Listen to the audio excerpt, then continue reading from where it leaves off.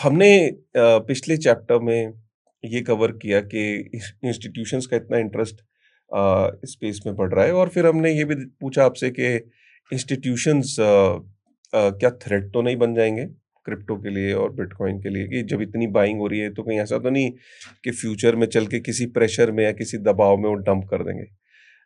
ये तो हो गई इंस्टीट्यूशंस की और कॉरपोरेशंस की बात, लेकिन एक और चीज़ देखी जा रही है कि जो अब बहुत सारे देश हैं, वो इसमें बहुत इंटरेस्ट ले रहे हैं और हमने देखा कि चाहे यूएस है, जो भी उसने बिटकॉइन सीज़ किए हैं वो उसने आज तक सेल नहीं करे। देशों में सबसे बड़ा हॉडलर है वो।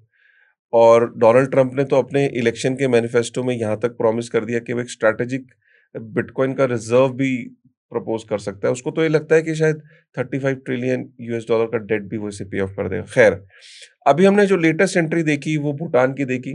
इससे पहले हमने एल सल्वाडोर को देखा। तो क्या कभी बिटकॉइन जो है वो रिजर्व एसेट बन सकता है देशों का? और क्या बिटकॉइन डिज़र्व करता है या बिटकॉइन के अंदर वो फीचर्स हैं कि वो एक रिज़र्व एसेट का भी काम कर सकता है? क्या धीरे-धीरे जो नेशंस थे जो पहले इसको इग्नोर करते थे या क्रिटिसाइज़ करते थे, अब वो धीरे-धीरे इसके प्रति आकर्षित होते जा रहे हैं और कहीं न कहीं वो बिलीव बढ़ता जा रहा है कि एक स्ट्रैटेजिक रिज़र्व एसेट के रूप में बिटकॉइन जो है वो उसकी अप्रूवल उसको मिलती जा रही है। आपका क्या कहना है इस पे? देखिए, इस बात को अगर ठीक से समझना है, तो आपको पिछले लगभग 100 साल की, अगर 100 नहीं तो कम से कम 70-80 साल की जो मॉनेटरी हिस्ट्री है, उसको थोड़ा-सा देखना पड़ेगा। अगर मैं सेकंड वर्ल्ड वॉर के खत्म यानी कि 1945 से शुरू करूँ, तो दुनिया की जो मॉनेटरी हिस्ट्री है, वो 1945 में जो सिस्टम बनाया गया था दुनिया की अंदर, वो था ब्रेटन वुड्स सिस्टम, जिसमें डॉलर को गोल्ड के साथ पेग कर दिया गया था $35 का 1 आउंस, और दुनिया के सभी देशों ने उस एग्रीमेंट को माना था। 1945 से लेकर 1971 तक वो सिस्टम चला और बहुत बढ़िया चला। उस पीरियड में दुनिया में बहुत ग्रोथ हुई, खासकर यूरोप में, जापान में, साउथ कोरिया में बहुत ज़्यादा ग्रोथ हुई। 1971 में अमेरिका ने वो गोल्ड का पेग खत्म कर दिया और अब डॉलर फ्री फ्लोट हो गया, फ्लोटिंग करेंसी का सिस्टम आ गया और एक सेकंड वर्जन बन गया ब्रेटन वुड्स का, जिसको कहते हैं ब्रेटन वुड्स 2.0। और ये 1971 से अब तक चल रहा है। अब इसमें क्या हुआ कि फ्री फ्लोटिंग करेंसीज के अंदर अमेरिका के ऊपर कोई कंट्रोल नहीं था, तो उसने डॉलर छापने शुरू किए। अमेरिका एक ऐसा कंट्री है जो पिछले 40 साल से लगातार लगातार ट्रेड डेफिसिट के अंदर है। ट्रेड डेफिसिट यानी कि उसके इंपोर्ट उसके एक्सपोर्ट से बहुत ज़्यादा है। तो एक पॉइंट के बाद अमेरिका इस डेफिसिट को मैनेज नहीं कर पाएगा। कितना कर्जा लेता रहेगा?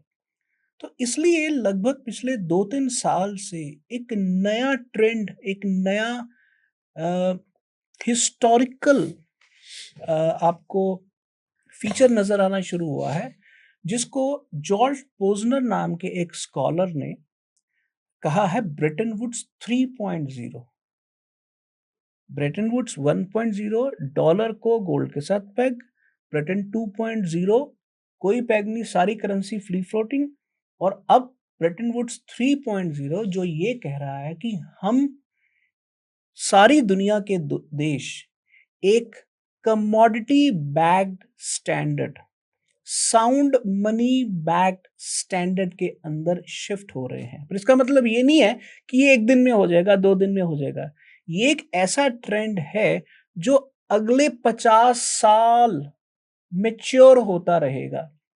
तो 1945 से 1971 ब्रेटन वुड्स 1.0, 1971 से 1924 तक ब्रेटन वुड्स 2.0 और 1924 से लेकर अगले 50-60 साल तक ब्रेटन वुड्स 3.0, यानी कि अब कमोडिटीज जिसमें गोल्ड भी आता है, सिल्वर भी आता है और बिटकॉइन भी आता है, क्योंकि बिटकॉइन डिजिटल कमोडिटी है। तो ये अगले 50 साल कमोडिटी बैक्ड मॉनेटरी सिस्टम का समय है। तो ऐसे समय जो सेंट्रल बैंक है वो डॉलर सिक्योरिटीज की बजाय अपने जो रिजर्व है वो या गोल्ड में रखेगा या बिटकॉइन में रखेगा। तो जब आपने भूटान की बात की, तो भूटान भी तो एक देश है ना, तो उसको अपने रिजर्व्स चाहिए, तो रिजर्व्स किस में रखेगा? तो उसने कहा कि भाई ये बिटकॉइन एक बहुत बड़ी चीज है, इसके अंदर रख, क्योंकि फ्यूचर ये है। तो इसलिए ये ट्रेंड अब शुरू हो चुका हुआ है और अगले 50 साल मिनिमम चलेगा। तो इसलिए बिटकॉइन एक ब्रॉडर मैक्रो इकोनॉमिक ट्रेंड के साथ बिल्कुल फिट बैठता है। आपको क्या लगता है कितना एलोकेशन हो सकता है इसके प्रति? देखिए, ये एलोकेशन बताना बहुत मुश्किल है, क्योंकि दुनिया के अंदर बिटकॉइन की अवेलेबल सप्लाई, फॉर एग्जांपल हम कहते हैं कि जी 21 मिलियन टोटल बिटकॉइन है, तो 21 मिलियन में से लगभग 20-30% के बारे में उनका ओनर कौन है पता नहीं है, और 50% जो कॉइन्स हैं वो इंडिविजुअल्स के पास हैं।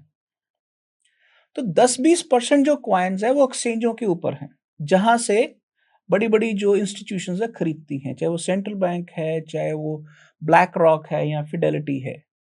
तो घूम फिर के आपके पास जो अवेलेबल सप्लाई है वो 10 से 20% है। तो अगर मान लीजिए आज आपने $70,000 का एक बिटकॉइन खरीदा, इसका मतलब ये नहीं है कि अगर आप कल को $1 लाख बिटकॉइन के देने को राजी होंगे तो लोग सारे के सारे बिटकॉइन बेच देंगे। बिटकॉइन बेसिकली एक ऐसी मार्केट है जिसमें आप अपने पैसे से उसको मैनिपुलेट नहीं कर सकते, सप्लाई नहीं बढ़ा सकते थे कि उसकी जितनी सप्लाई नहीं बढ़ा जितना सकते। मर्जी रेट हाँ, तो इसलिए एक पॉइंट के बाद आप जितने मर्जी पैसे फेंके, कोई बेचने को तैयार ही नहीं होगा। हो। तो इसलिए बिटकॉइन को आप रखना चाहेंगे, पर बिटकॉइन अकेला आपका रिजर्व एसेट नहीं होगा, उसमें गोल्ड भी आएगा, उसमें सिल्वर भी आएगा और उसमें और चीजें भी आएगी, उसमें हो सकता है ईथर भी आ जाए।